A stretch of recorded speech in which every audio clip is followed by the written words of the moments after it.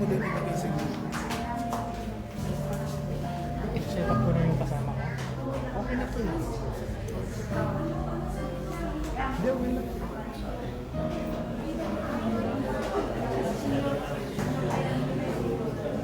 Sakto naman yan. Tignan mo yan. Tumayo lang. Adjust mo na. This is amazing. This is enough. Hindi kasi dito kami.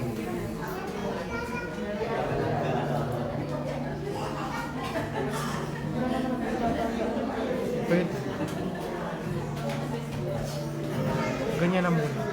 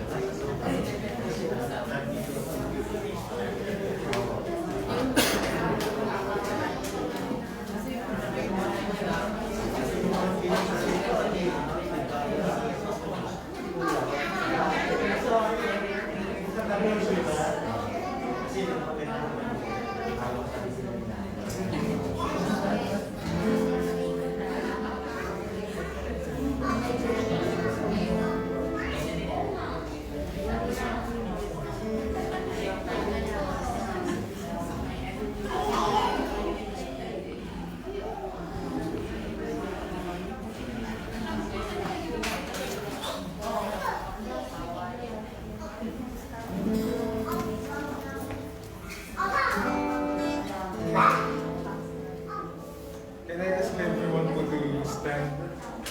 We're going to be having a short program lang po as we honor the life of Mami Daisy.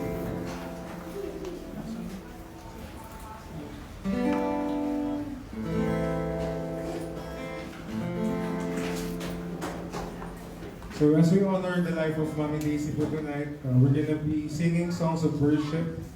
You know, di ba po, in times of celebration, we remember God. And I believe po, times like this, when we lost a loved one, it's great po na we acknowledge din po yung presence ni God. Because I believe na mas closer si God sa atin sa mga panahon po na ganito. Di ba po? So, let's worship our God.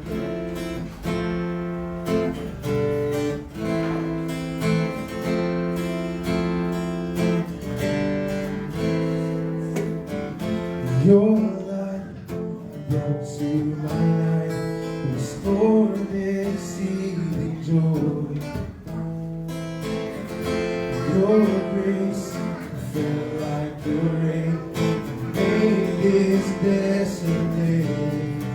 You have turned my mourning into dancing. You have turned my sorrow into joy. Thank you, Lord.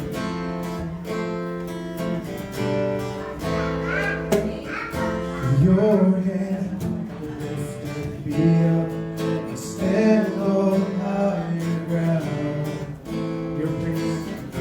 Your grace flows in my heart, made this valley sing. You have turned my mourning into dancing. You have turned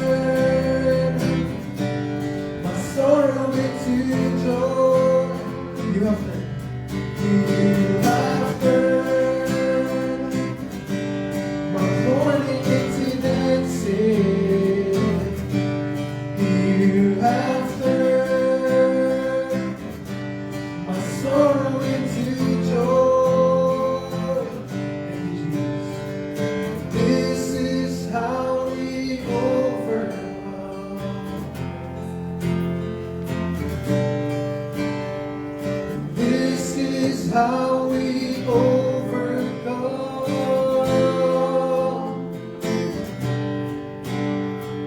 This is how we overcome. Overcome. This is how we overcome. Come on, let's sing together. This is how we overcome. This is how we overcome. This is how we overcome. This is how we overcome. You have turned my mourning into dancing. You have turned our sorrow into joy. The last time. You have turned my mourning into dancing. You have turned my sorrow into joy. Yes, Lord. Oh, we need to turn our sorrow to joy. Let's get the worship of God.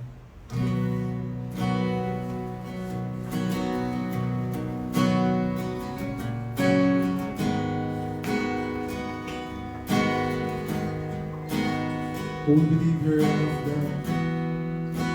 Even though in times like this, God, we believe that you are our hope and our Savior.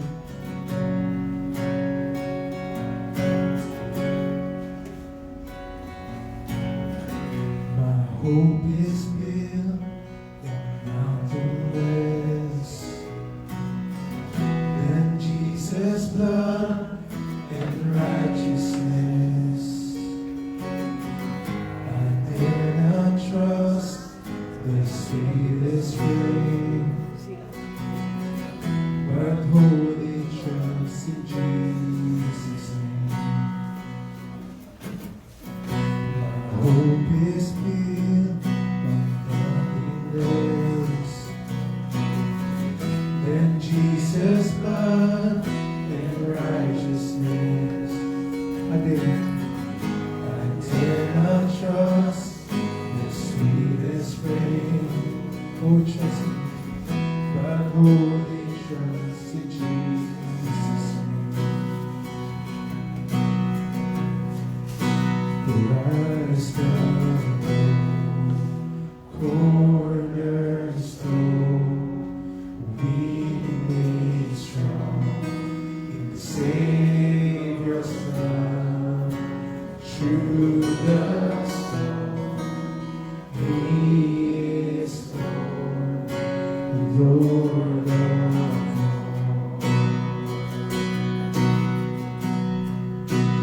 His soul is gone, filled His blood. So for me, the welling flood. When all around my soul be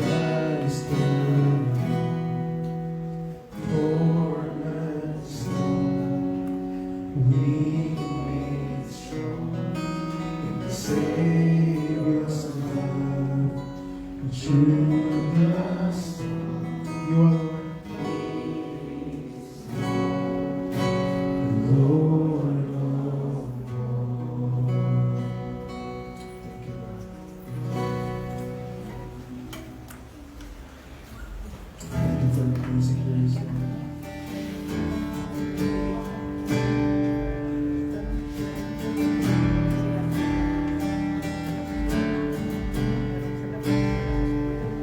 All these pieces broken and scattered, mercy gathered, mended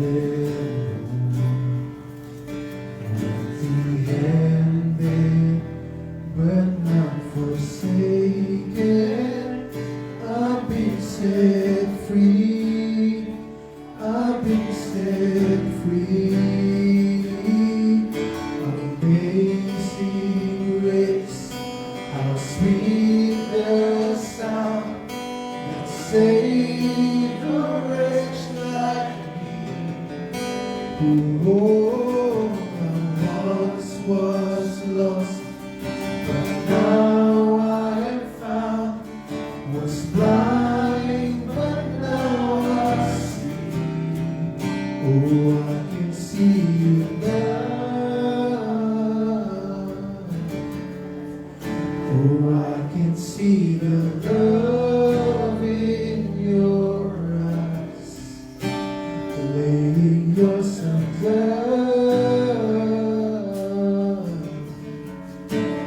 raising up the broken to life.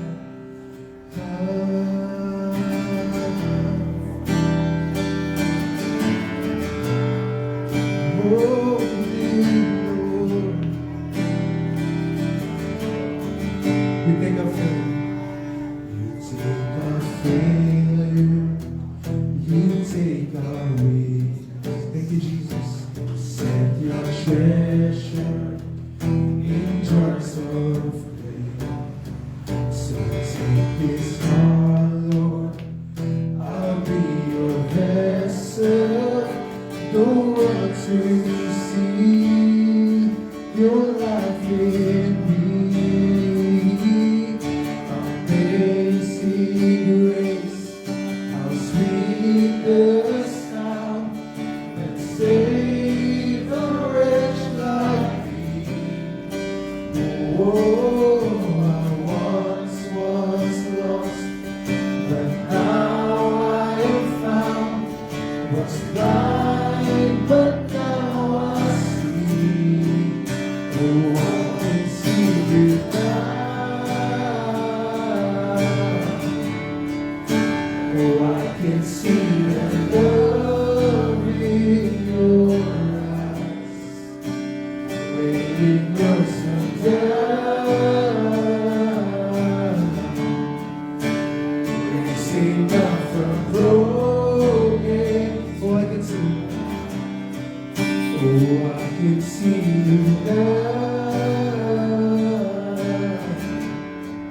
Oh, I can see the love in your eyes, laying yourself down, raising up the broken to life. Amazing. Amazing grace, how sweet the sound that saved a wretch like me. Oh, I once was lost, but now I am found. Was blind, but now I see. Amazing grace. Oh, amazing grace, how sweet the sound that saved a wretch like me. Oh, I once was lost, but now I am found.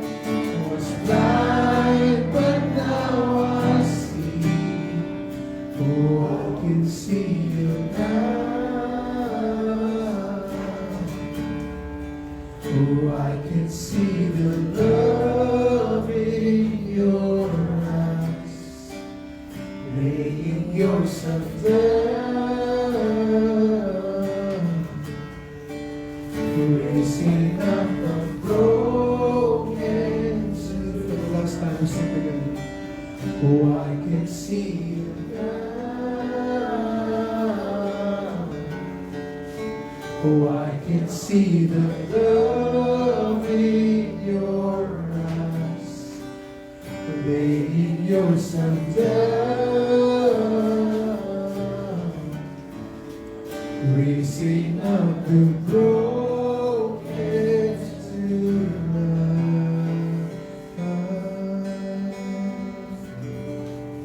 I will call on Pastor Curtin for an opening prayer.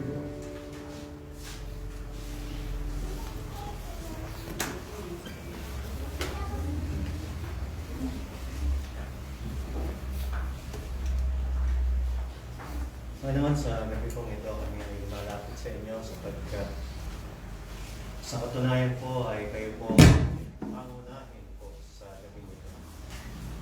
Sa kabila po ng kalungkutan, maging sa kaligayahan, maging sa mga pagsubok, at sa mga buhay na meron kami, lalo na po ang mga anak, ang kami niyang Horio. Kayo pa rin po ang nais po naming may taas sapagkat sa inyo po ang tagumpay, sa inyo ang lahat at pananapihan. Pagpalain niyo naman, Panginoon, ang gabi nito sa inyong mga salita at sa inyong mga anak. Ngayon pa lamang po, ibinadalayan ko po ang pamilyang po. Sila po ay bibigyan niyo ng kalakasan at kapayapaan at patuloy na pananampalataya na laging nakatuon sa inyo. Sa pangalan ng aming Panginoon Jesus. Amen. Pwede po tayo po.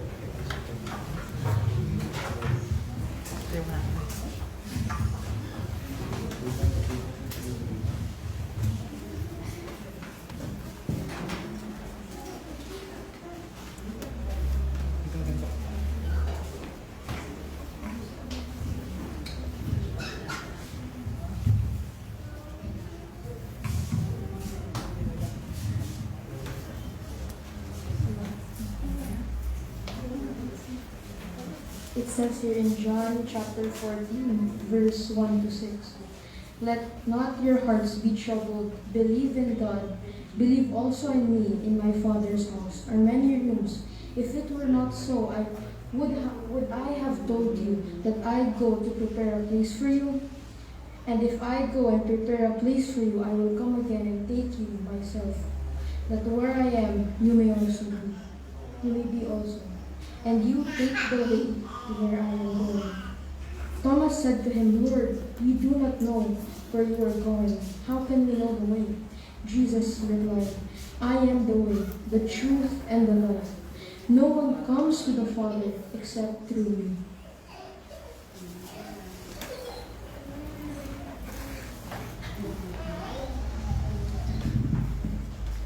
Maraming salamat para ako nakarinig ng Amerikano.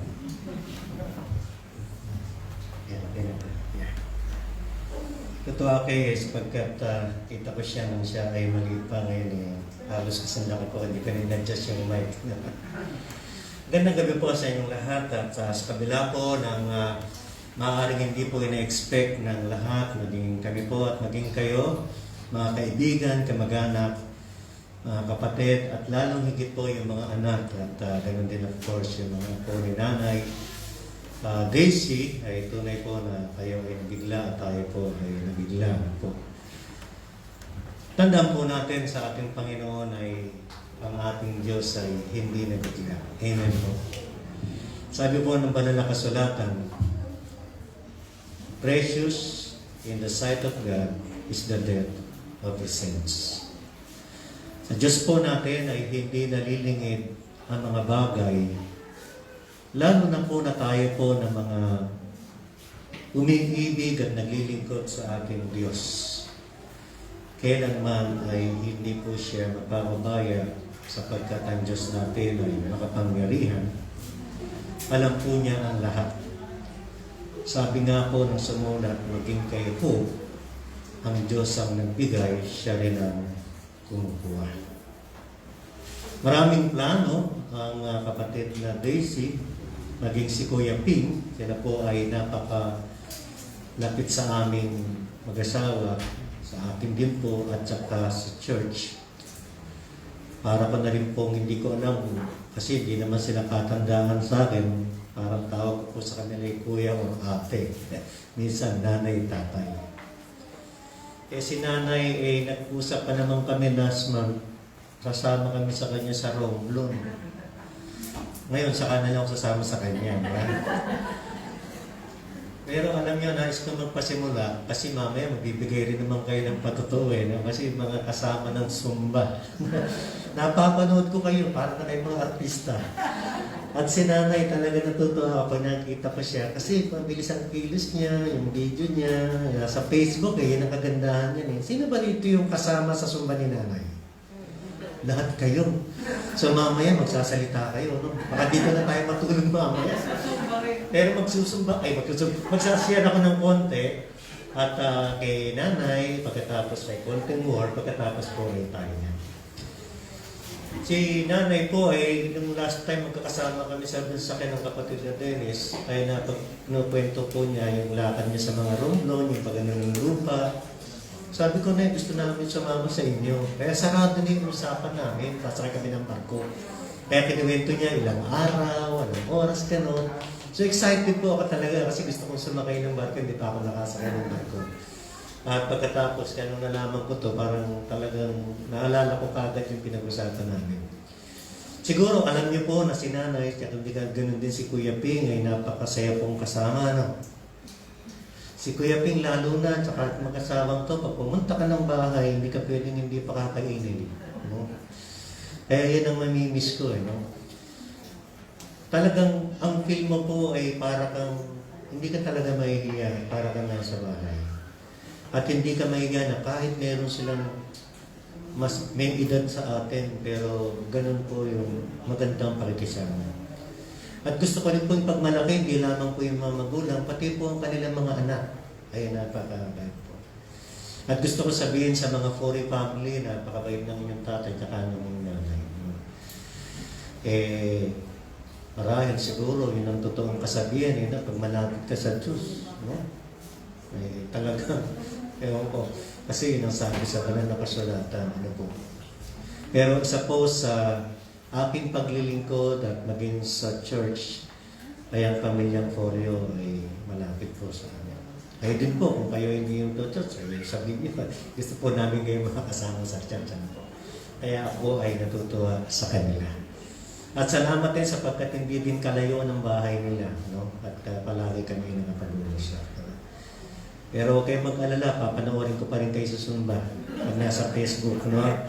At tamalay, doon si nanay, no? Dalahan kayo, no? Ang isa pong katangian ng ating buhay dito ay yung kahalagaan po natin ng ating pagkakilala sa Diyos. Hindi ang isang religion o organisasyon sapagkat lahat tayo ay meron niya. Kapag nagtanong ako kung meron kang simbahan, meron kang religion, sigurado na meron ka. Pero nung po ako'y nagkaroon ng isip, nakita ko po sa kanya mga salita na ang Diyos ang hinahanap niya ay hindi pala ang religion. Kung hindi, iba't iba tayo ng religion. Kung hindi isang relasyon sa kanyang anak at walang iba kung hindi ang ating Panginoon Yesus. Pag binanggit natin ang ating Panginoon Yesus, makakarelate tayo sapagkat tayo po ay mga Pilipino. Lumaki tayo na narinig natin ang pangalang Yesus.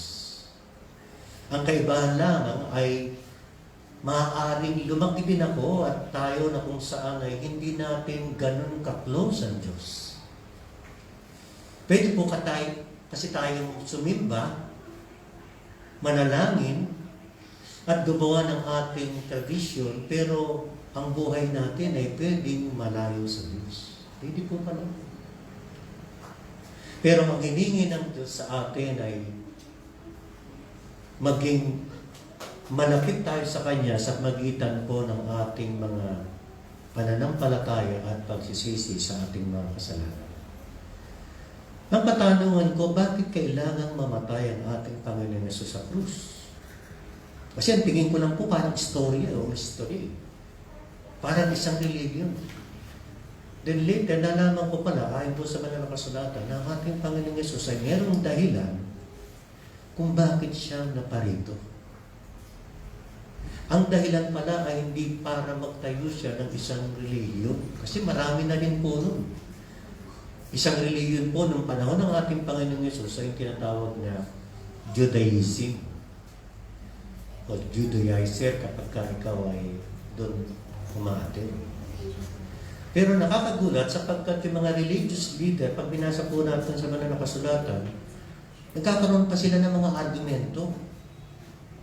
At in fact, ang tingin nila sa ating Panginoong Yesus, bakit kung talagang ito ay tagapagligtas at Kristo, bakit kasama siya ng mga makasalanan? Di ba nakikita niyo po, di ba?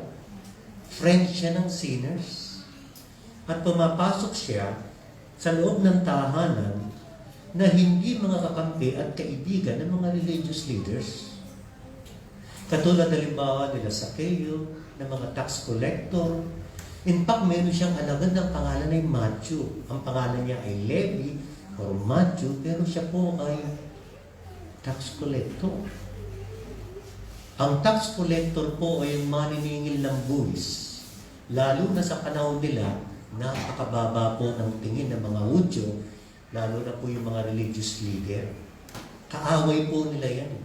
Kasi para sa kanila, taxil yan sa kanila sapagkat tumatanggap sila ng tax para sa Roma, pero kababayan nila yung kanilang sinisingil. Kaya galit sila, kaya ang tawag nila dyan ay makasalanan.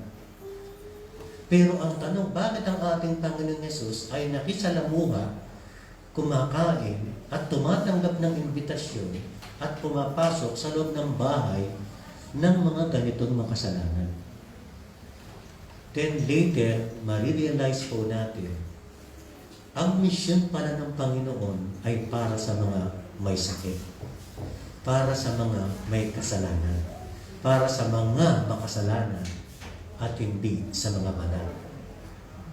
Kaya ang sabi niya, ang may karamdaman, siya yung nangangailangan ng doktor.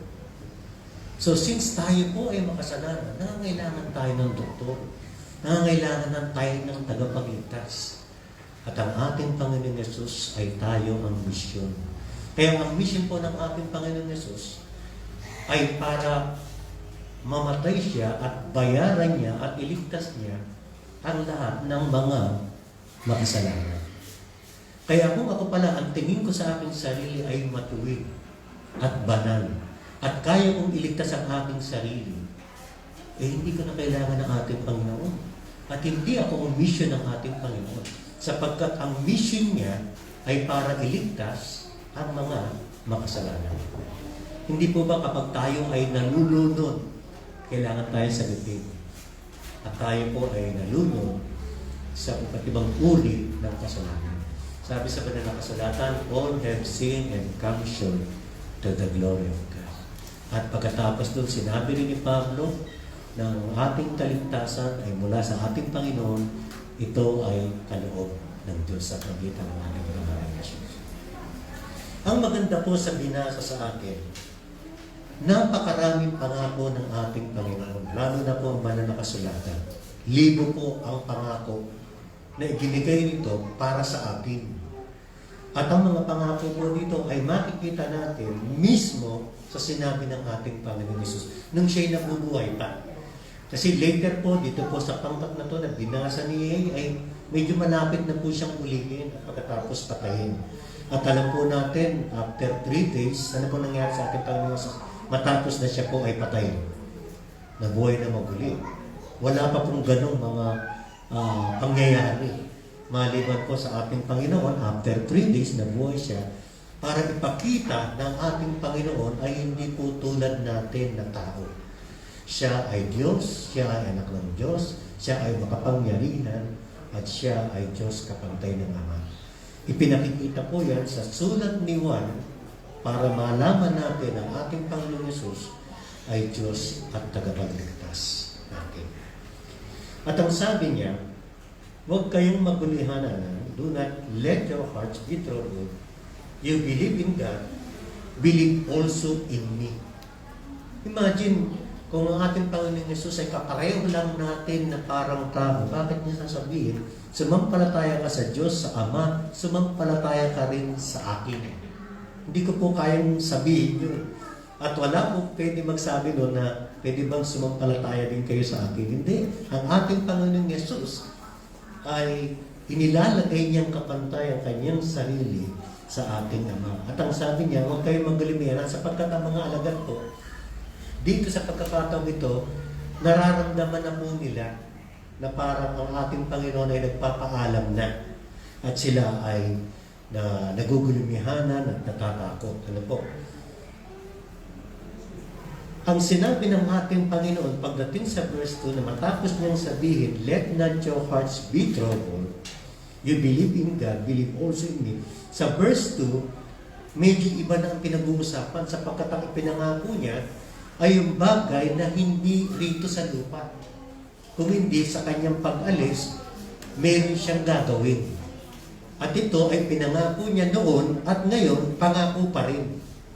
Pero ako po ay nananalig na gagawin ng ating Panginoon ang kanyang ipinangako. Tama po? Amen? Sapagkat kung hindi po yan mangyayari, ano po ang hinihintay natin dito sa lupa? Pag inalis natin ang pangako at gagawin ng Diyos at magitan ng ating Panginoon, ay mawawalan po tayo ng pag-asa. Mawawala po tayo ng purpose dito sa lupa. Kung hindi, ang mangyayari, gagawin natin ang ating gusto dito sa lupa at pag tayo namatay, tapos na. At the fact na nandito po tayo, sa kabila po na nandito ang kapatid na Daisy, at nandito ang kanyang mga salita, ang salita ng Diyos, nang ibig sabihin, lahat po tayo ay umaasa doon sa pangako ng ating Panginoon. At dito nangako siya na siya'y babalik. Pero bago siya bumalik, meron siyang sinabi. At ang sabi niya, ipag-aahanda po tayo ng tahanan. Sapagkat ang sabi niya, my Father's house has many rooms. If that were not so, would I have told you that I am going there to prepare a place for you? At ang sabi niya pa, and if I go and prepare a place for you, I will come back and take you to be with me, that you also may be where I am, and you know the way to the place where I am going. Kung meron po man na gusto kong sumama at inihintay at inaasam-asam ay ang makasama ng Diyos. Makita ang ating Panginoon Yesus na naisulat sa kanyang mga salita na tinanggap natin at sinampalatayanan at tinatawagan. Mangyayari yan kung meron po talaga tayong marugtong ng pagsisisi ng ating kasalanan at pagkilala sa ating Panginoon Yesus kung sino siya. Noong panahon po niya, kahit po ang mga Hudyo, sa kanyang panahon, ay nireject po siya. In fact, ang dahilan po ng pagkapako sa krus, bagamat yan ay nasa plano ng Diyos, ay sapagkat hindi po siya tinanggap ng kanyang mga kababayan bilang Kristo, bilang Diyos, bilang anak ng Diyos na isinugo. Kaya po siya ay tinanggihan, reject at ipinako sa krus. Pero pinakita ng ating Panginoon ang kapangyarihan sa magitan po ng pagkabuhay niya muli pagkatapos po ng 3 araw. Pag binasa po ninyo yung Ebanghelyo, yung Mateo, Marcos, Lucas 1, makikita niyo po na napakaraming himala ang ginawa ng ating Panginoon. Siguro pag nagtanong ako, makakasagot kayo eh. Ano po ang mga himala na mismo ginawa ng ating Panginoon na hindi po kayang gawin ng sinamang sa atin? Una po, bumuhay po siya ng mga patay. Nagpagaling po siya ng iba't ibang uri ng karamdaman. Sinaway po niya ang bagyo at lalong higit ang mga demonyo kapag kaharap siya ay nanginginig sila.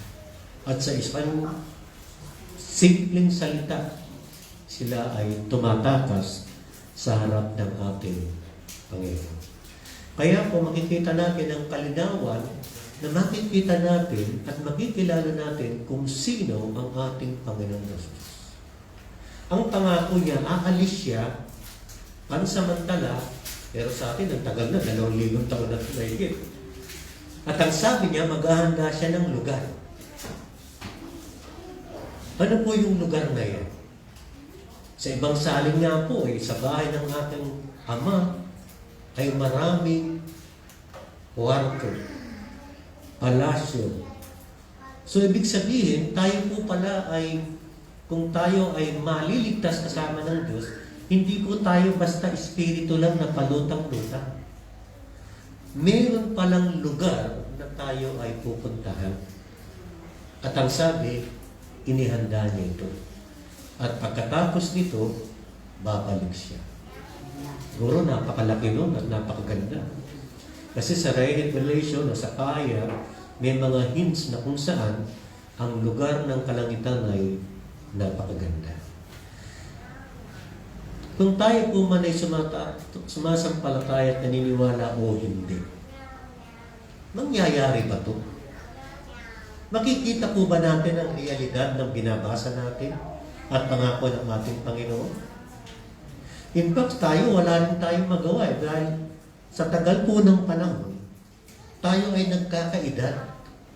At ang ating ginadaluhan ngayon, kung hindi pa babalik ang ating Panginoon, ay mangyayari din sa atin.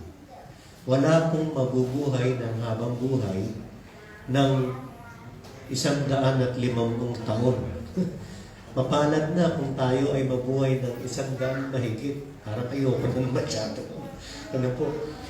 Kalimitan po ay minsan ay 60s, 70s, 80s, 90s.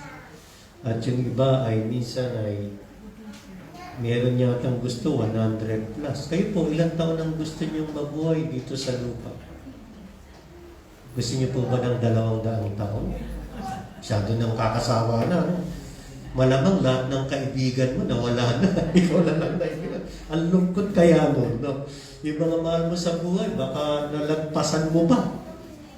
Actually, ayoko po nun eh. Mas gusto ko na mauna kaysa sa mga mahal ko sa buhay. Ano po, di ba? Pero, kikita po natin, wala tayong magawa. Tayo po ay nagkakaroon ng edad. At nararanasan natin ang ganito. Naniniwala man tayo sa Diyos o hindi po ba nakikita natin ang katotohanan ng kanyang mga salita? Kasi ang sabi po sa banal na kasulatan, ang bunga ng kasalanan ay kamatayan. Ang ibig sabihin po ng kamatayan ay hindi lamang po yung physical death. Ang kamatayan po, ang ibig sabihin originally is separation. Kaya pala si Eva, na kung saan si Adan, ang sabi, pag kinain mo yan, ikaw ay mamamatay. Ang kinain nila, buhay sila physical, pero actually, spiritually, they were separated from God. Ibig sabihin, buhay pa sila, pero nahiwalay sila sa Diyos. Dati meron sila magandang fellowship. Alam niyo po yung story, di ba? Nung sila ay sumuway, pinalayas po sila sa Eden. At yun ang nagpapakita na tayo po ay nahiwalay. Then later on, nagkaroon na rin ng kamatayan.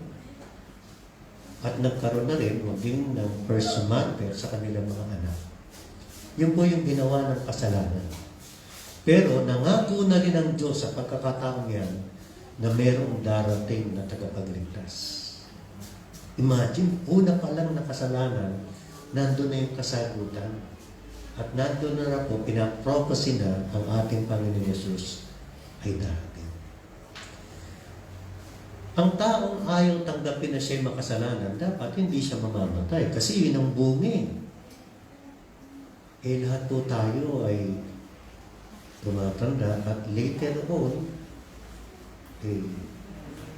pupunta rin doon sa kamatayan.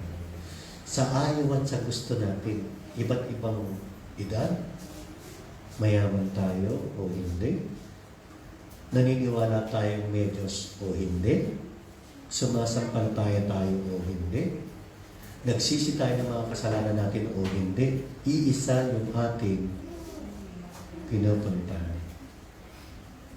Meron ako nakita sa Facebook. Ewan ko kasi nung naglagay nun. May 2 hukay. Yung isang hukay, mayaman.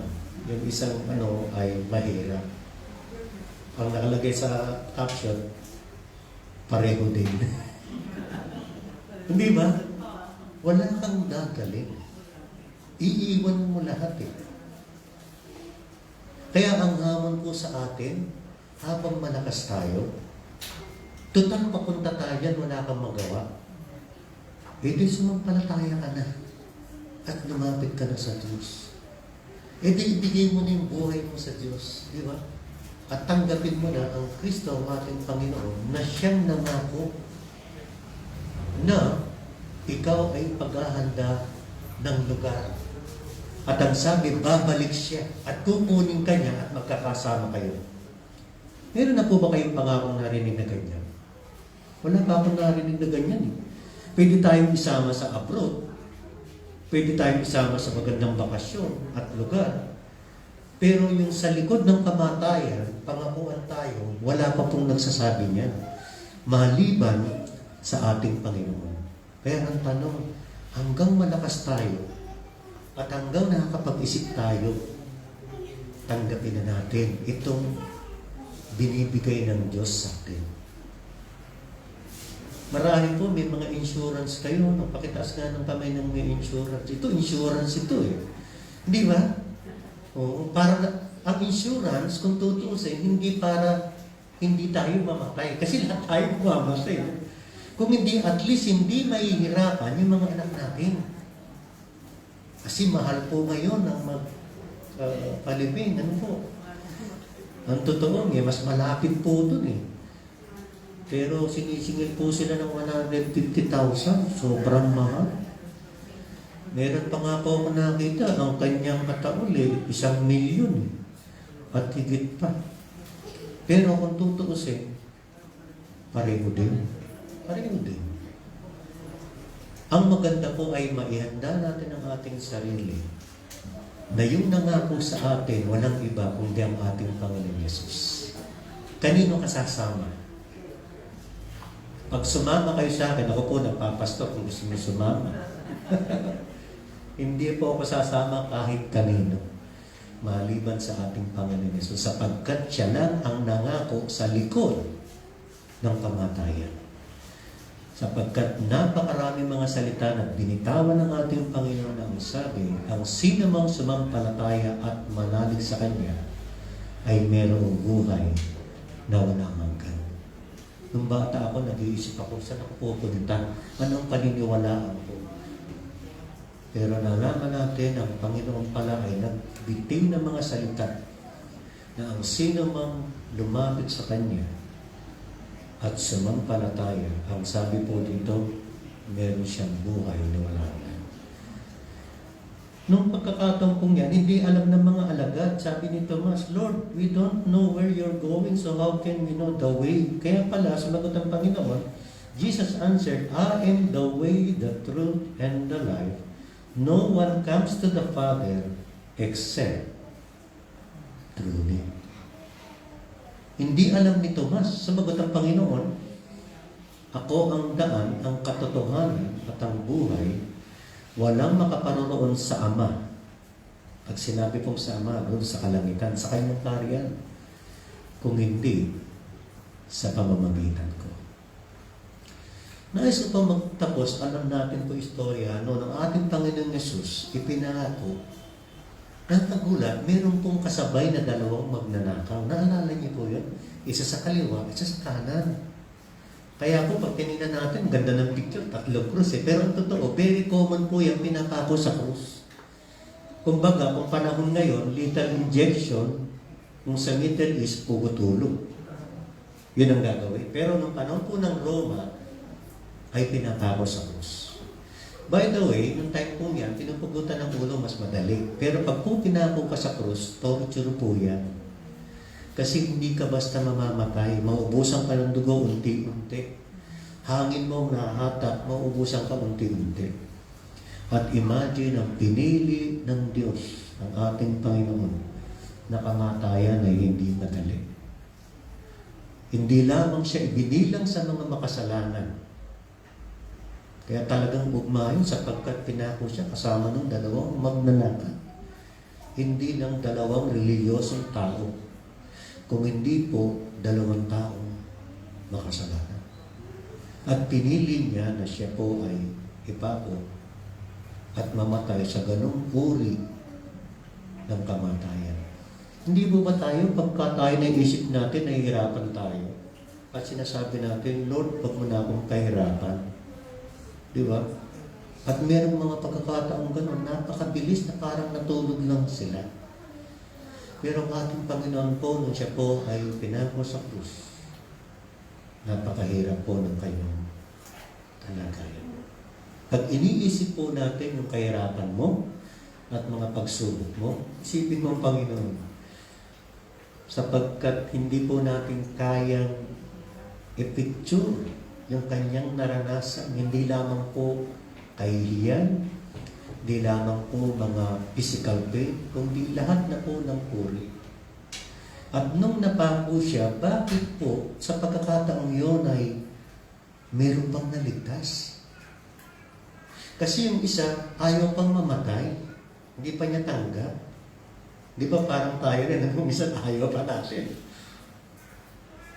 At ang sabi niya, kung ikaw talaga ang Kristo, pwede bang iligtas mo iyong sarili? Iligtas mo na rin kami. Imagine, nasa kamatayan na siya, naiisip pang maligtas. Nakapako na rin yun . At hindi kumibo ang ating Panginoon. At yung isa, sinaway siya. At nakakagulat sapagkat sinabi niya, teka, sabi niya, tayo ay makasalanan at nandito, dapat lang mangyari ito sa atin. Pero ito ay walang kasalanan. Hindi ko alam paano niya nalaman yun. At pagkatapos, sinabi niya, alalahanin mo ko pagdating mo sa iyong paraiso.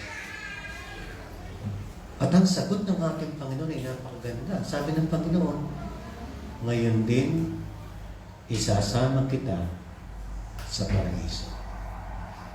Kaya, ang hamon po sa atin, alin tayo sa dalawa dun? Kasama pa tayo dun sa pinangakuan ng Panginoon na ngayon din, isasama kita sa paraiso. Binabanggit natin ang pangalan ng ating Panginoon sa panalangin at siguro kapag tayo sumasamba. Pero ang tanong po, sinasampalatayanan ba natin ang kanyang sinabi? Ang mga katotohanang binitawan niya para sa ating kapatawaran ng ating mga kasalanan at kaligtasan ng ating mga kaluluwa. Kaya mo bang sampalatayanan ang sinabi ng ating Panginoon, ngayon din isasama kita sa paraiso? So, papunta siya dun. At napakapalad ng isang magnanakaw. Buti hindi sinabi ng Panginoon, okay, liligtas kita dahil mabait ka, bibigyan kita ng pagkakataon. Hindi. Kung hindi ang sabi niya, today you shall be with me in paradise. Ang challenge po sa atin, do you believe in paradise? And imagine the Lord Jesus Himself as the one who promised that to those who will repent of their sins and believe on His name, they shall be saved. At salamat ng pagkakataon kong yan when I was like 13 years old and 17 years old, I realized na ako po ay malayo sa Diyos at makasalanan. And I'm praising the Lord ng Panginoon ay tinanggap ko at sinampalatayanan. Nais ko pong magtapos sa ganitong hamon sa atin. Ang gabing ito ay hindi lamang po pag-aalala kay nanay. And I tell you, ang gabi pong ito ay mensahe po ng Diyos sa ating lahat. Kinakausap ka ng Panginoon ngayong gabi. Sapagkat darating ang pagkakataon At pag humarap tayo sa Diyos, at sasabihin natin, hindi ko alam ang mabuting balita, hindi ko alam ang kaligtasan.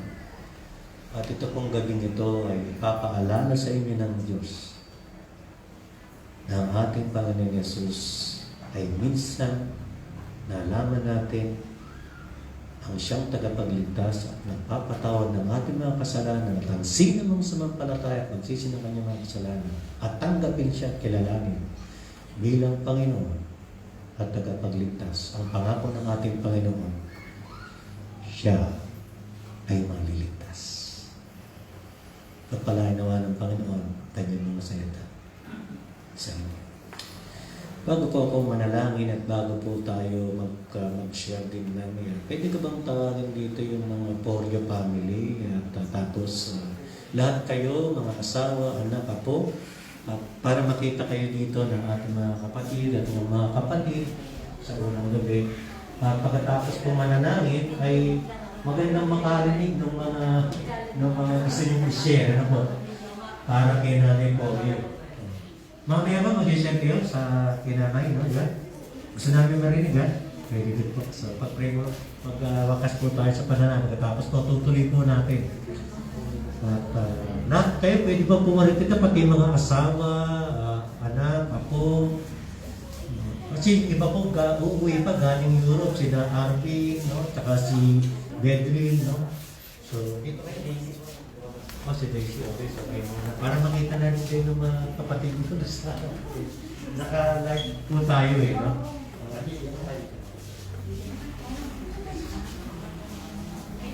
Yan, para makita kayo at iigalang para okay, tayo po yung manalangin at hindi pa po sila kumpleto pero bukas po ay meron pa tayong service. Bumalik po kayo ha. At ako din po speaker bukas, susunod siya naman. Iba naman. Pwede po tayong tumayo at tayo po ay malay. Pagkatapos po ay tuloy po natin yung ating pag-share kay Nanay. Panginoon, salamat po sa gabing ito. Salamat sa aming Panginoon Yesus. Salamat po sa inyo, Ama, na siyang nagkaloob sa inyong bugtong na anak upang sino mang sumampalataya sa Kanya ay magkaroon ng buhay na walang. Sa gabi pong ito ay dinadalain ko po muli ang inyong pong mga anak at lalong higit, Panginoon, ang pamilyang Poryo. Mga anak at manugang, ni Nanay Daisy, ni Kuya Pino, sila po ay napagpalain. Ingatan po rin sila. Maging ang kanilang mga kapatid na uuwi, galing Europe. Ang dalangin po namin, Panginoon, na sila po ay magpo-protection hanggang sila po ay magkasama-sama. Sinadalayan ko po na kayo po ang magbibigay ng kapayapaan at kalakasan sa pamilya nito. Ipaalala niyo po sa kanila na ang layo ninyo, ang inyong kapangyarihan, ang inyong kagandahan na kailanman ay hindi po lilipas at hindi lalagpas sa mga inyong ibig at nagtitiwala sa inyo. Itinataas po namin ang inyong dakilang pangalan habang pinagpapala po ninyo ang mga bawat isang nandito na nanggitaw sa pamilyang Poryo. Sa pangalan ng aming Panginoon Jesus, ang lahat ay magsabi. Amen. Amen. God bless po sa inyo lahat. Thank you. Pwede po tayo po at itutuloy natin at baby, ano ba? Yan. Hello, good evening po sa lahat. Una-una gusto ko magpasalamat po at nandito po kayo. Alam ko si Nanay, masaya po siya na nakikita ko kayo dito ngayon. So, ang gusto ko kasi part of the program po, yung mag-share po siguro kahit 2-3 na naging close kayo talaga kay Nanay, especially mga Zumba. Kaya alam naman natin lahat na naging ano na to talaga lagi siya looking forward sa araw na mag-Zumba siya. So yun nga, minsan talaga pinapost niya pa. Natuto siya mag-my day dahil sa Zumba. So ayun, nakakatuwa din at naging part po talaga kayo ng buhay ni Nanay. So siguro po, unahin ko na lang si Ninang Ella, okay po ba? Or si Ate Sita, sige po.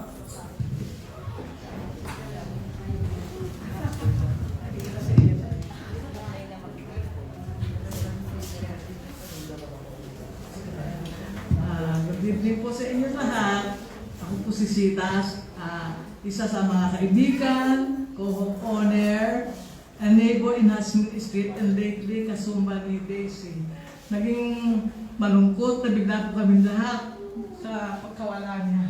Pero ang masasabi ko lang po, si Daisy ay naging mabait, giver, at maging very motherly siya, God-fearing, at naging mabait sa mga kaibigan, lalo-lalo sa kanyang mga anak.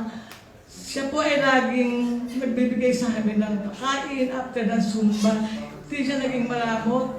She's always a giver. Siguro nga po, kasi by profession, Daisy is a social worker, kaya po she's ever ready with a helping hand para po sa mga nangangailangan. Kaya po talagang mamimiss namin siya. Daisy, naging nawawala ka rin sa aming paningin, pero ang iyong mga alaala ay mananatili sa aming puso, lalo-lalo na sa aming mga Zumbakers. Naging masaya ka at naging masaya ka rin namin kasama sa pagsusumba. Mamimiss ka namin, Daisy. I hope and pray na ikaw ay nasa mabuting kamay ni Lord. No more pain, no more stress, no more suffering. Kaya lang, siyempre, mamimiss mo kaming kasumba. At isa rin sa mga naalala ko kay Daisy, one time, hinigay niya sa akin ng mga list ng names ng mga Zumba member. Kasi nga, very proud siya. Ibibigay daw niya mga pasalubong pang dating ng mga anak niya galing London. At saka, minsan hinila niya ako yung time na nakamaroon pa ng atwag short. Sabi niya, Sita, halika pa picture tayo kasi gusto ko ipakita sa mga anak niya doon sa Zumba, sa London. At saka very favorite place ni Daisy yung sa harap. Kasi nga, pag nag-video, nandun siya, kitang-kita, mapapakita doon kila Nene. Yung mga anak pa sila baby sa London. Kaya talagang, Daisy, talagang mamimiss ka namin. Ay, nakawala na. Nalulungkot talaga kami na. Pasensya na, naging emotional ako talaga. Malungkot kami. Thank you and good night.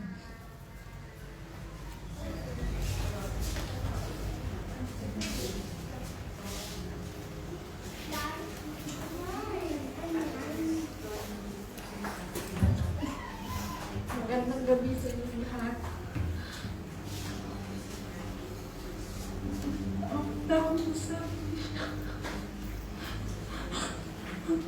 Napakabait at kaibigan. Sakit na kayo si Paring Daisy. Maraming bye. Mamimiss ka namin. Kasama ka namin sa mga Zumbakers. Alam ko na sa papiling ka ni Lord. Again, thank you.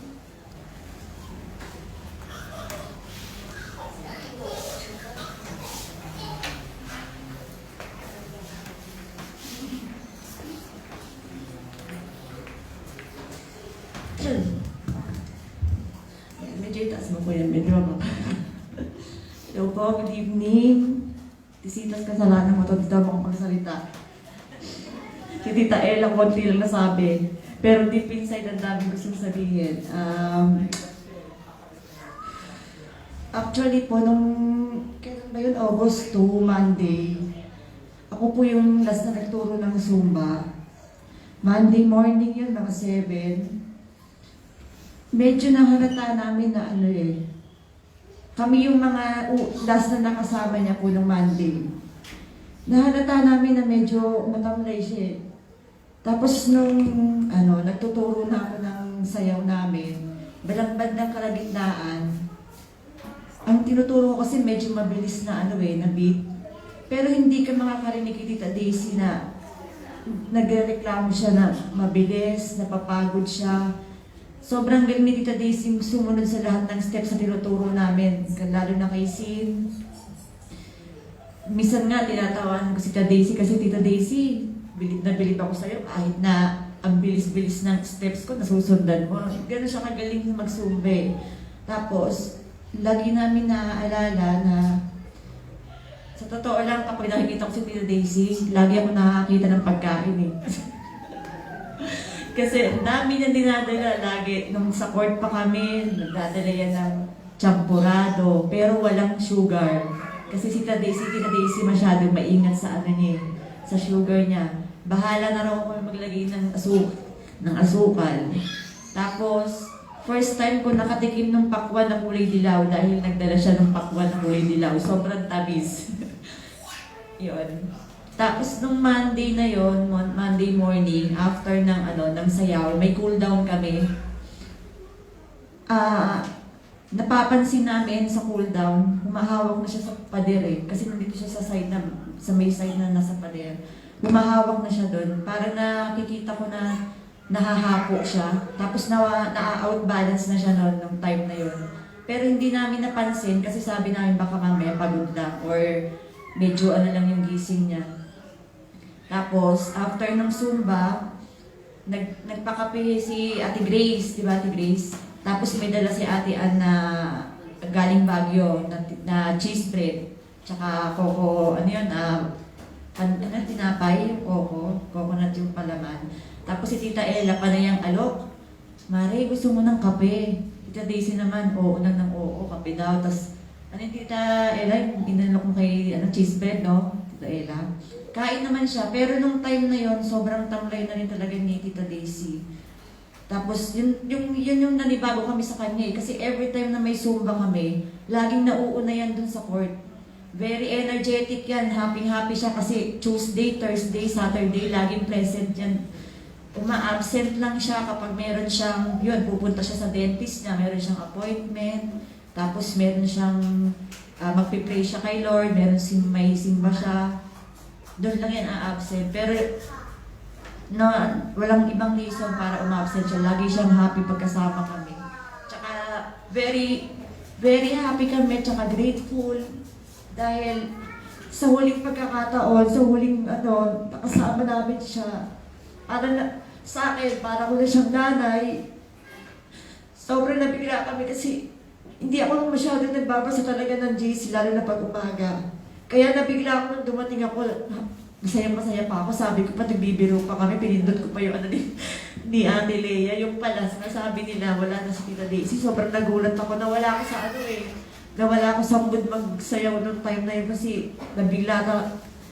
Nung Monday na yun, okay pa naman siya eh. Kaya wala kaming idea. Tapos, share ko lang po yung napag-usapan namin nung kalagitnaan. Tapos na yung Zumba namin nung Monday na yun. Sabi ko, Tita Daisy, sama mo naman ako sa London.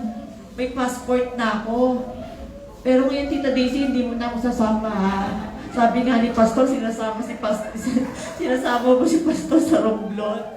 Ako naman sabi ko sa'yo, sama po ako sa London kasi meron akong passport. Next time na lang, Tita Daisy. Marami pa ako ituturo. Iyon. Tapos sabi niya, eto na naman siya. Very generous, sabi niya. Nag-iisip nga ako ng ng pwede kong iregalo sa inyo. Kasi uuwi yung anak ko galing London, sabi niya. Sabi ko naman, Tita Daisy, kahit ano na lang, pwede. Tapos ang nabanggit ko pa, sabi ko kahit tissue pwede na. Hindi ko alam kung ba't yun ang nasabi ko. Yung pala, tissue pamulos para ng luha. Grabe ka, Tita Daisy. Yun. Basta si Tita Daisy napaka-generous na tao. Ang dami niyang napapasaya, ang dami niyang binibigay sa mga Zumba mates niya, lalo na yung mga pagkain. Yun nga, pag nakikita ko siya, laging nakaalala ko pagkain.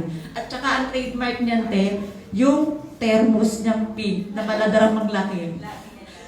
Yun. Tuwan-tuwa kami sa thermos niya, sobrang laki, kulay pink. Sabi ko nga, pag after ng Zumba namin, Tita Daisy, kami na magbubuhat ng mga dala-dala mo. Kasi bit-bit niya lahat. Kulang na lang, bit-bitin niya yung kusina niya. Andun yung tasa, plato, kutsara. Tapos tatanungin pa niya, kulang pa ba yung kutsara? Babalik na naman siya sa kanila. Kulang yung mainit na tubig, mag-iinit na naman siya ng tubig. Ganun ka si Tita Daisy, ganun siya. Tapos kapag magbabayad, dinadagdagan niya daw dinagdagan mo ng 100 yung bigay ko sa iyo sabi niya ganun. Basta ganun siyang klase ng tao, napaka mapagbigay niya.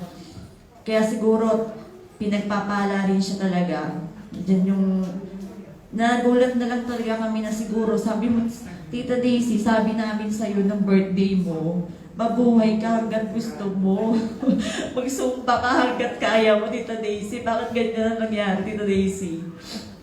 Mamimiss ka talaga namin, lalong-lalo na si Ate Sitas. Alam mo naman si Ate Sitas. Alam ko magkakadikit kayong tatlo yun na Tisita, si Tita Ella. Nung Monday morning na yun, di ba Tisita sila kayo lagi yung magkakatabi? Nung Monday. O, yun lang. Babay na Tita Daisy. Basta wag mo muna ako isama sa London, ha? Next time na. At saka pinuntahan ka namin dito. Huwag kang pupunta sa amin, nalapuntahan na namin. Kami na nagpunta sa'yo. Kompleto lahat ng ano mo dito, Zumba Kills mo. Ay, si Sinlea, wala pa na, no? Oo. Pupunta daw si Sinlea. Basta mamimiss ka namin, Tita Daisy. We love you. Love ka namin. Alam mo yan. Lagi. Kapag kasama ka namin, masaya kami. Pag kasama mo kami, masaya ka rin. Kaya lagi nating motto, everybody happy, di ba, Tita Daisy? Tingnan mo naman yung mukha ni Tita Daisy, parang tutulog lang. Happy pa rin. O, basta yun na, Tita Daisy, sobrang na yata yung ano ko. Dito na tayo matutulog, sabi ni Pastor. O, thank you po.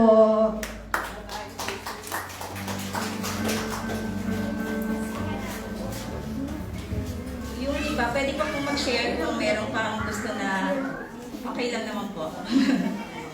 So basta alam ko si nanay masaya siya na naging part ko siya ng Zumba. Kasi yun nga po, natuto siya mag-my day, lagi siya nag-video, then mamaya mag-message siya akin, anak, nakita niyo ba yung outfit ko?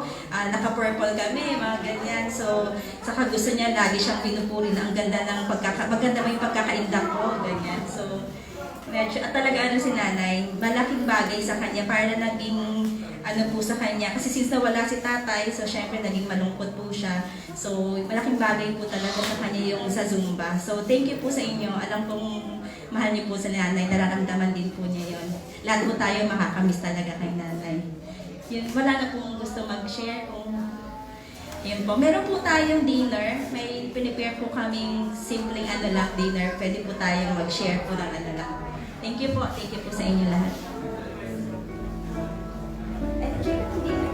Wala na?